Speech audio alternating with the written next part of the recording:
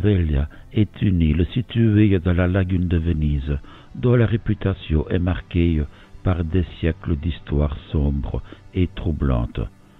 Dès l'Antiquité romaine, l'île a servi de lieu d'isolement pour les personnes atteintes de maladies contagieuses. Cette fonction s'est poursuivie au fil des siècles, notamment durant les grandes pandémies de peste. Son isolement naturel en faisait un site idéal pour confiner les malades et tenter d'endiguer la propagation de ces épidémies dévastatrices.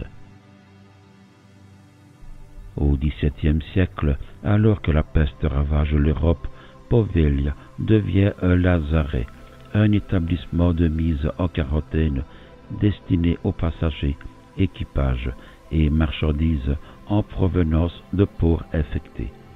La situation sanitaire était dramatique et l'île se transforme en un vaste cimetière.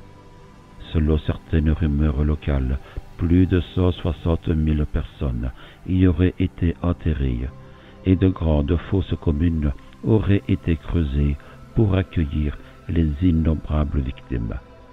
Afin de limiter la contamination, des bûchers massifs furent dressés, réduisant en cendres les corps des défunts.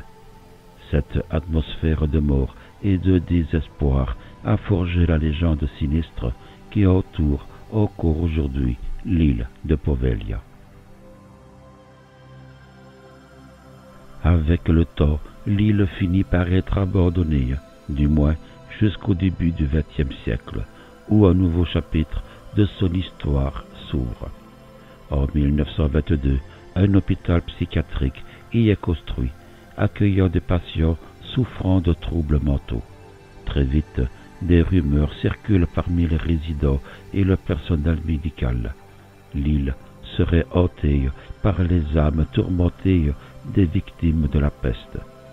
Certains patients prétendent apercevoir des spectres et entendre des murmures étranges à la nuit tombée. Ces témoignages renforcent la sinistre réputation du lieu déjà marqué par des siècles de souffrance et de mort. Le médecin en charge de l'hôpital, intrigué par ce phénomène, entreprend alors de mener ses propres recherches. Cependant, ses méthodes sont des plus controversées. Il soumet ses patients à des lobotomies et à des expériences médicales brutales, cherchant à percer les mystères de la folie et des visions qui hantent l'île. Loin d'apporter des réponses, ces pratiques ne font qu'alimenter davantage la terreur qui entoure Poveglia. La légende raconte que lui-même finit par être victime des apparitions qu'il cherchait à comprendre. Submergé par la peur et sombrant dans la démence, il se jette du haut du clocher de l'hôpital, mettant fin à ses jours dans des circonstances tragiques. Suite à ces événements troublants, l'hôpital ferme définitivement ses portes en 1968. Depuis lors, l'île est abandonnée, livrée aux ronces et au silence, comme si elle portait encore le poids des âmes perdues qui y avaient trouvé la mort. Le gouvernement italien, ne sachant que faire de ce territoire au passé chargé, annonce en 2014 son intention de le céder.